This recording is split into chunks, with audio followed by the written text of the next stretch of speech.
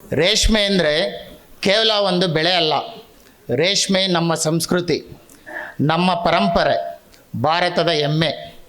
ಭಾರತದ ಇತಿಹಾಸ, ಸಂಸ್ಕೃತಿ ಮತ್ತು ಗೌರವದೊಂದಿಗೆ ರೇಷ್ಮೆ ಅವಿಭಾಜ್ಯವಾಗಿ ಬೆಸೆದುಕೊಂಡಿದೆ.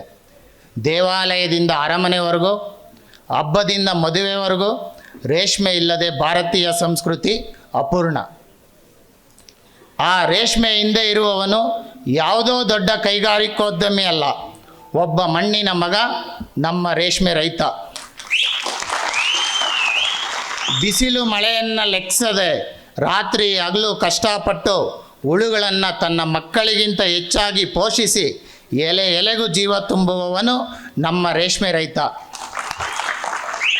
ಒಂದು ರೇಷ್ಮೆ ದಾರಿಯ ಹಿಂದೆ ತಿಂಗಳುಗಳ ಪರಿಶ್ರಮ ಇದೆ, ಬೆವರು ಇದೆ, ನಂಬಿಕೆ ಇದೆ ಮತ್ತು ಅದರ ಜೊತೆ ತನ್ನ ಭವಿಷ್ಯದ ಕನಸು ಇದೆ.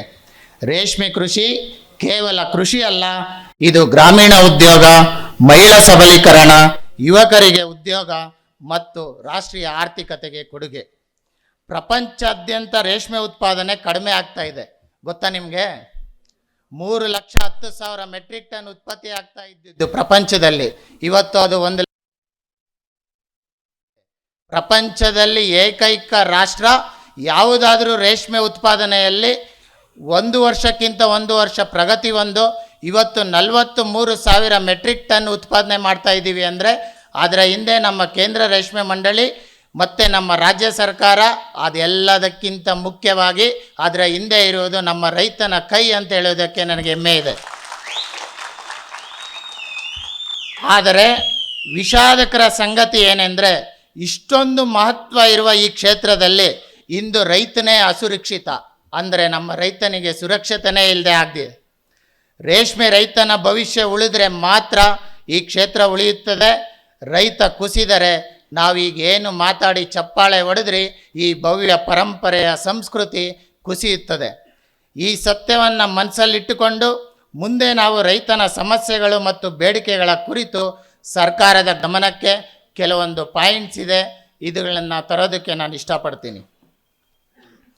ಕೇಂದ್ರ ಸರ್ಕಾರದ ವ್ಯಾಪ್ತಿಯಲ್ಲಿ ಸಿಲ್ಕ್ ಸಮಗ್ರ 1 ಬಂತು, ಸಿಲ್ಕ್ ಸಮಗ್ರ 2 ಬಂತು. ಈ ಸಿಲ್ಕ್ ಸಮಗ್ರ ಯೋಜನೆ ಅಡಿಯಲ್ಲಿ ಪ್ರಸ್ತುತ ನೀಡುತ್ತಿರುವ ರೇಷ್ಮೆ ಹುಳು ಸಾಕಾಣಿಕಾ ಮನೆಗೆ ಏನು ನೀವು ದುಡ್ಡು ಕೊಡ್ತಾ ಇದ್ದೀರಾ, ಇದು ನಾವು ಪಾಯ ಹಾಕಿ ಅದನ್ನು ಬರ್ತಿ ಮುಚ್ಚೋಷ್ಟೊತ್ತಿಗೆ ಆ ದುಡ್ಡು ಖಾಲಿ ಆಗುತ್ತೆ.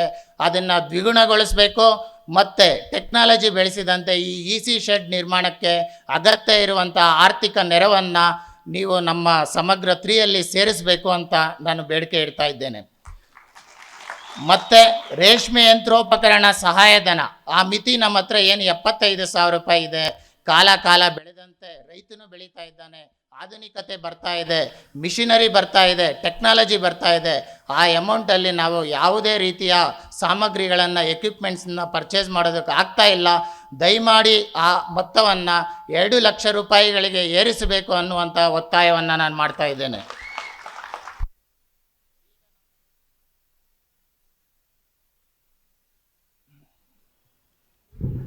ಈಗ ನಮ್ಮ ರೈತರು ಸಾಮಾನ್ಯವಾಗಿ ಬೇರೆ ಚಿಲ್ಲರೆ ತೋಟಗಾರಿಕೆ ಮತ್ತು ಚಿಲ್ಲರೆ ಬೆಳೆಗಳಿಂದ ಸಾಕಷ್ಟು ತೊಂದರೆಗಳನ್ನು ನಾವು ಅನುಭವಿಸ್ತಾ ಇದ್ದೀವಿ.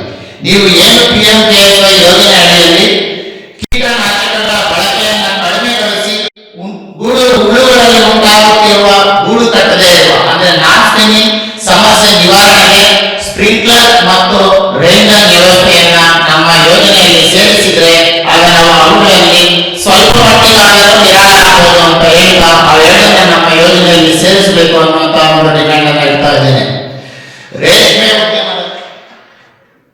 ರೇಷ್ಮೆ ಉದ್ಯಮದ ಇತಿಹಾಸ, ತಂತ್ರಜ್ಞಾನ ಹಾಗೂ ಮೌಲ್ಯವರ್ಧನ.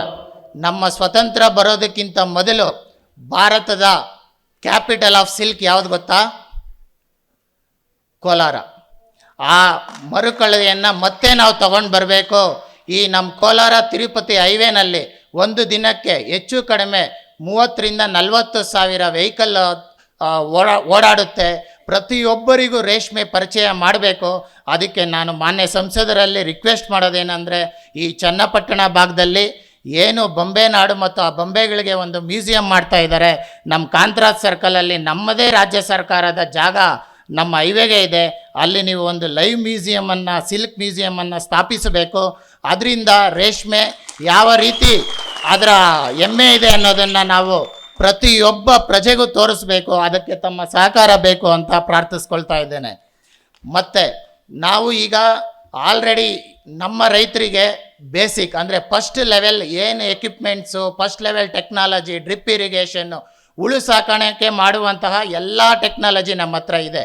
ಅದನ್ನು ಹೊರತುಪಡಿಸಿ ನಾನು ನಮ್ಮ ಬೋರ್ಡ್ ಮೀಟಿಂಗಲ್ಲಿ ಒಂದು REC ಕೇಂದ್ರ ನಮ್ಮ ಮಡಿವಾಳವನ್ನು ಬಲವರ್ಧನೆ ಮಾಡಬೇಕು, ಅದಕ್ಕೆ ಇನ್ನೂ ಹೆಚ್ಚುವರಿಯಾಗಿ 2 ವಿಜ್ಞಾನಿಗಳನ್ನು ಕೊಡಬೇಕು ಅಂತ ಕೇಳಿದ್ದೆ.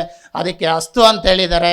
ಅದರ ಜೊತೆಗೆ ಅಲ್ಲಿ ಈಗ ಏನು ನಾವು ಆ ತೊಂದರೆಗಳನ್ನು ಅನುಭವಿಸ್ತಾ ಇದ್ದೀವಿ, ಆ ಒಂದು ಇದಕ್ಕೆ ಅತ್ಯಾಧುನಿಕ ಟೆಸ್ಟಿಂಗ್ ಲ್ಯಾಬೊರೇಟರಿಯನ್ನು ಸ್ಥಾಪಿಸೋದ್ರಿಂದ ನಮ್ಮ ಸಮಸ್ಯೆಗಳನ್ನ ನಾವು ಬಗೆಹರಿಸ್ಕೊಳ್ಳೋದಕ್ಕೆ ಅವಕಾಶ ಆಗುತ್ತೆ ಅನ್ನುವಂಥ ಒಂದು ಡಿಮ್ಯಾಂಡ್ನ ಇಡ್ತಾ ಇದ್ದೀನಿ.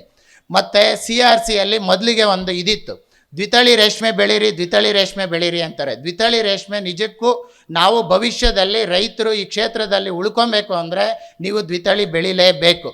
ಯಾಕೆ ಅಂದರೆ ಮೊದಲು ನೀವು ಎಲ್ಲೋ ಗೂಡು ಬೆಳೆದು ಏನು ಮಿಶ್ರತಳಿ ಗೂಡು ಕೋಲಾರಲ್ಲಿ ಮಾರ್ಕೆಟ್ ತುಂಬ ಆಗ್ತಾಯಿದ್ರಿ, ಇವತ್ತು ಶಿಡ್ಲಘಟ್ಟಕ್ಕೆ ಹೋಗಿದ್ದೀರಾ. ಯಾಕೆ ಅಂದರೆ ಎಲ್ಲಿ ರೀಲರ್ಸ್ ಇದೆ ಅಲ್ಲಿ ಬೆಲೆ ಸಿಗ್ತಾ ಇದೆ. ಒಂದು ಹಂತದಲ್ಲಿ ಶಿಡ್ಲಘಟ್ಟದಲ್ಲೂ ಏನು ಈಗ ಅಂಚಿನ ಸುಳಿಯಲ್ಲಿರುವಂಥ ರೀಲರ್ಗಳು ಕಡಿಮೆ ಆದರೆ ಮತ್ತೆ ನಾವು ಭವಿಷ್ಯದಲ್ಲಿ ತೊಂದರೆ ಅನುಭವಿಸ್ಬೇಕಾಗುತ್ತೆ. ಆದ್ದರಿಂದ ನೀವು ಯಾರು ರೈತರು ಏನು ಬೆಳೀತಾ ಇದ್ದೀರೋ ಮಿಶ್ರತಳಿಯ ಬದಲು ದ್ವಿತಳಿ ಬೆಳಿಬೇಕು. ಮತ್ತು CRC ಕೇಂದ್ರಗಳ ಬಲವರ್ಧನೆ ಮಾಡಿ ಆ ಯಾರು ದ್ವಿತಳಿ ಗೂಡುಗಳ ಇದನ್ನು CRC ಇದ್ದಾರೆ ಅವ್ರಿಗೆ ಕೂಡ ನೀವು ಸಾಕಾಣಿಕಾ ಕೇಂದ್ರಗಳನ್ನು ಉತ್ತೇಜಿಸಬೇಕು ಮತ್ತು ಅವರ ಎಕ್ವಿಪ್ಮೆಂಟ್ಸ್ಗೂ ಕೂಡ ಸಹಾಯ ಮಾಡಬೇಕು ಅಂತ ನಾನು ಈ ಸಂದರ್ಭದಲ್ಲಿ ಕೇಳ್ತಾ ಇದ್ದೇನೆ. ಸಾಮಾನ್ಯವಾಗಿ ನಾವು ಎಲ್ಲ ಕಡೆ ಹೋದ್ರೂ ಯುವಕರು ಬರಬೇಕು ಅಂತಾರೆ. ಯುವಕರು ಬರಬೇಕಂದ್ರೆ ಅವರಿಗೆ ಬೇಕಾಗಿರುವಂಥ ಪ್ಲಾಟ್ಫಾರ್ಮ್ನ ವೇದಿಕೆಯನ್ನು ನಾವು ರೆಡಿ ಮಾಡಿಕೊಡ್ಬೇಕು. ಆ ಒಂದು ದೃಷ್ಟಿಯಿಂದ ಈಗೇನು ಬೈ ಪ್ರಾಡಕ್ಟ್ ಯುಟಿಲೈಸೇಷನ್ ಆಗ್ತಾ ಇಲ್ಲ, ಆ ಬೈ ಪ್ರಾಡಕ್ಟ್ ಯುಟಿಲೈಸೇಷನ್ ಆಗುವಂಥ ಯೋಜನೆಗಳನ್ನು ರೂಪಿಸಿ ಜಾರಿಗೊಳಿಸಬೇಕು. ಅದ್ರ ಜೊತೆ ಸ್ಟಾರ್ಟಪ್ ಹಾಗೂ ಕೌಶಲ್ಯಾಭಿವೃದ್ಧಿಗೆ ವಿಶೇಷ ಯೋಜನೆಯನ್ನು ಜಾರಿಗೆ ತರಬೇಕು.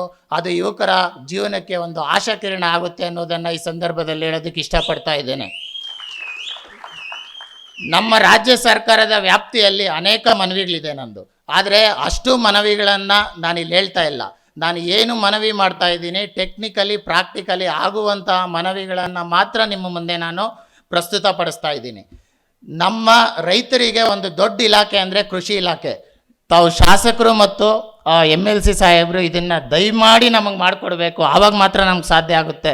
ತೋಟಗಾರಿಕೆ ಇಲಾಖೆ, ಕೃಷಿ ಇಲಾಖೆಯಲ್ಲಿ ಎಕ್ವಿಪ್ಮೆಂಟ್ಸ್ಗೆ ಎಂ ಪ್ಯಾನಲ್ ಇದೆ. ಅಂದರೆ ಏನು ನಾವು ಗುರುತಿಸಿರ್ತೀವೋ ಅದರಲ್ಲಿ ಎಕ್ವಿಪ್ಮೆಂಟ್ಸನ್ನ ತಗೊಳ್ಳೋದಕ್ಕೆ ಅವಕಾಶ ಇದೆ. ಆದರೆ ನಮ್ಮ ಸೆರಿಕಲ್ಚರ್ ಡಿಪಾರ್ಟ್ಮೆಂಟ್, ರೇಷ್ಮೆ ಇಲಾಖೆಯಲ್ಲಿ ಆ ಅವಕಾಶ ಇಲ್ಲ. ಯಾವುದೋ ಒಂದು ಟೆಂಡರ್ ಮಾಡಿ L1 ರೇಟ್ ಫಿಕ್ಸ್ ಮಾಡಿ ನೀನು ಈ ಎಕ್ವಿಪ್ಮೆಂಟ್ ತಗೊಂಡ್ರೆ ನಾವು ಆ ಎಕ್ವಿಪ್ಮೆಂಟ್ ತೊಗೊಬೇಕು. ಫೋರ್ಸ್ಫುಲಿ ನಮ್ಮನ್ನು ಅದಕ್ಕೆ ದುಡ್ತಾ ಇದ್ದಾರೆ. ಆ ಎಕ್ವಿಪ್ಮೆಂಟ್ 1 ವಾರ ಕೆಲಸ ಮಾಡಿದ್ರೆ 10ನೇ ದಿನಕ್ಕೆ ಕೆಲಸ ಮಾಡಲ್ಲ. ದಯಮಾಡಿ ನಾವು ಇದನ್ನು ಸರ್ಕಾರದ ಲೆವೆಲಲ್ಲಿ ಸಾಕಷ್ಟು ಪ್ರಯತ್ನ ಪಟ್ಟಿದ್ದೀವಿ, ಕಮಿಷನರು ಮತ್ತು ಆ ಲೆವೆಲಲ್ಲಿ ಅದು ಸಾಧ್ಯ ಆಗಿಲ್ಲ. ಕೈ ಮುಗಿದು ಕೇಳ್ತೀನಿ ನಿಮಗೆ, ನಮ್ಮ ಎಂ ಪ್ಯಾನಲ್ L1 ಮಾಡಿಕೊಟ್ಟು ನಮಗೆ ಅದನ್ನು ಅವಕಾಶ ಮಾಡಿಕೊಡ್ಬೇಕು.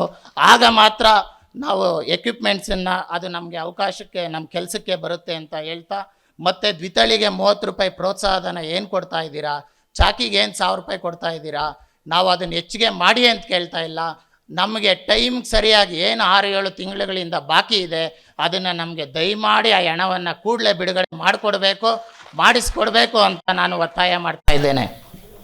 ಮತ್ತು ಜಿಲ್ಲಾ ಪಂಚಾಯತಿ ಲೆವೆಲಲ್ಲಿ ಸಿಬ್ಬಂದಿ ಕೊರತೆ ಇದೆ ಸರ್ ನಮಗೆ. ಈಗ ನಮ್ಮ ಹತ್ರ DOಗಳಿದ್ರು, ಅದನ್ನು ತೆಗೆದಾಕಿದ್ದಾರೆ. ಈಗ ಏನಾಗ್ಬಿಟ್ಟಿದೆ ಅಂದರೆ ರೇಷ್ಮೆ ವಿಸ್ತೀರ್ಣಾಧಿಕಾರಿಗಳು ಆಫೀಸಲ್ಲಿ ಕೂತ್ಕೊಂಡು ಡೇಟಾ ಎಂಟ್ರಿ ಆಪ್ರೇಟರ್ ಕೆಲಸ ಮಾಡುವಂಥ ಕೆಲಸ ಆಗಿಬಿಟ್ಟಿದೆ. ಆದ್ದರಿಂದ ಈ ಜಿಲ್ಲಾ ಪಂಚಾಯತಿ CO ಅವ್ರನ್ನ ಕರೆದಿದ್ರಿ, ಅವ್ರು ಬಂದಿಲ್ಲ. ನನ್ನ ರಿಕ್ವೆಸ್ಟ್ ಏನಂದರೆ ಆ ಜಿಲ್ಲಾ ಪಂಚಾಯತಿ CO ಮತ್ತು ಆ ಕಚೇರಿ ಕಡೆಯಿಂದ ಪ್ರತಿಯೊಂದು ತಾಲೂಕಿಗೂ ಒಬ್ಬೊಬ್ಬ DEOನ ನೇಮಕ ಮಾಡಿ ಕಚೇರಿ ನಿರ್ವಹಣೆ ಮತ್ತು ರೈತರ ಸೇವೆ ಮತ್ತು ಯೋಜನೆಗಳಿಗೆ ಅವಕಾಶ ಮಾಡಿಕೊಟ್ರೆ, ಏನು ಈ IR ಆಫೀಸರ್ಸ್ ಇದ್ದಾರೆ ಅವರು ತೋಟಗಳನ್ನು ಸುತ್ತಾಡಿ, ಈಗ ಮೊದಲೇ ನಮ್ಗೆ ಸಿಬ್ಬಂದಿ ಕೊರತೆ ಇದೆ, ಇರುವವರನ್ನಾದರೂ ನಮಗೆ ಅಲ್ಲಿ ಇದು ಮಾಡಬೇಕು ಅಂತ ಹೇಳ್ತಾ, ಮತ್ತು ಜಿಲ್ಲೆಯಲ್ಲಿ ದಿನದಿಂದ ದಿನಕ್ಕೆ ದ್ವಿತಳಿ ಬಯೋಲ್ಟಿನ್ ಗೂಡು ಬೆಳೆಯುವಂಥವ್ರ ಸಂಖ್ಯೆ ಜಾಸ್ತಿ ಆಗ್ತಾಯಿದೆ. ಈ ಸಂಖ್ಯೆ ಜಾಸ್ತಿ ಆಗ್ತಾ ಇದೆ, ಮತ್ತು ನಮಗೇನು ಸೋಂಕು ನಿವಾರಕಗಳು ಕೊಡ್ತಾ ಇದ್ದಾರೆ ಅದು ಕೂಡ ನಮಗೆ ಸಾಕಾಗ್ತಾ ಇಲ್ಲ. ಅದನ್ನು ಕೂಡ ಡಬಲ್ ಮಾಡಬೇಕು, ಅದನ್ನು ಸರಿಯಾದ ಸಮಯಕ್ಕೆ ನಮಗೆ ತಲುಪಿಸಬೇಕು ಅಂತ ನಾನು ಮನವಿಯನ್ನು ಮಾಡ್ಕೊಳ್ತಾ ಇದ್ದೇನೆ. ಇದು ಈ ಕಾರ್ಯಕ್ರಮ ಏನಿದೆ, ನಾವಿಲ್ಲಿ ಸೇರಿರೋದು ಮನರಂಜನೆಗಾಗಿ ಅಲ್ಲ, ಆಡಂಬರಕ್ಕಾಗಿ ಬಂದಿಲ್ಲ. ನಮ್ಮ ಬದುಕಿನ ಅತ್ಯಂತ ಗಂಭೀರ ವಿಷಯಗಳನ್ನು ಸರ್ಕಾರದ ಮುಂದೆ ಒಟ್ಟಾಗಿ ಇಟ್ಟಿದ್ದೇವೆ. ರೈತ ಇಂದು ಅಳುತ್ತಾ ಕೇಳುತ್ತಿಲ್ಲ, ಅವನು ಎಚ್ಚರಿಕೆ ನೀಡುತ್ತಾ ಕೇಳುತ್ತಿದ್ದಾನೆ. ರೇಷ್ಮೆ ರೈತನ ಬದುಕು ಇಂದು ಅಪಾಯದಲ್ಲಿದೆ. ಬೆಲೆಗಳು ಏರಿಳಿತ ಆಗುತ್ತಿವೆ, ವೆಚ್ಚಗಳು ಹೆಚ್ಚುತ್ತಿವೆ, ಸಹಾಯ ತಡವಾಗುತ್ತಿದೆ ಮತ್ತು ಸಮಸ್ಯೆಗಳು ಗಂಭೀರವಾಗುತ್ತಿವೆ. ರೈತ ಬೆವರು ಸುರಿಸಿ ಬೆಳೆಯುವ ಬೆಳೆ, ಆ ಬೆವರಿಗೆ ಬೆಲೆ ಇಲ್ಲದ ಸ್ಥಿತಿ ನಿರ್ಮಾಣವಾಗಿದೆ.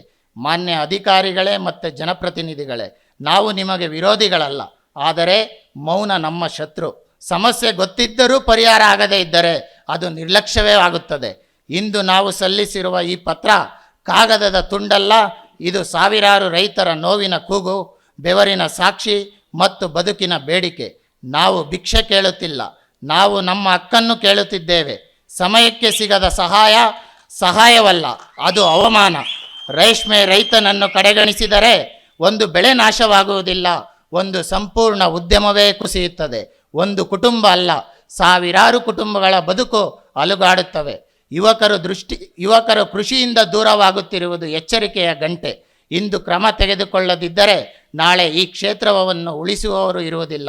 ಆದ್ದರಿಂದ ಮಾನ್ಯ ಅಧಿಕಾರಿಗಳೇ ಮತ್ತು ಜನಪ್ರತಿನಿಧಿಗಳೇ, ಇದು ಮನವಿಯಲ್ಲ, ಇದು ನಮ್ಮ ಸಮುದಾಯದ ಆಗ್ರಹ.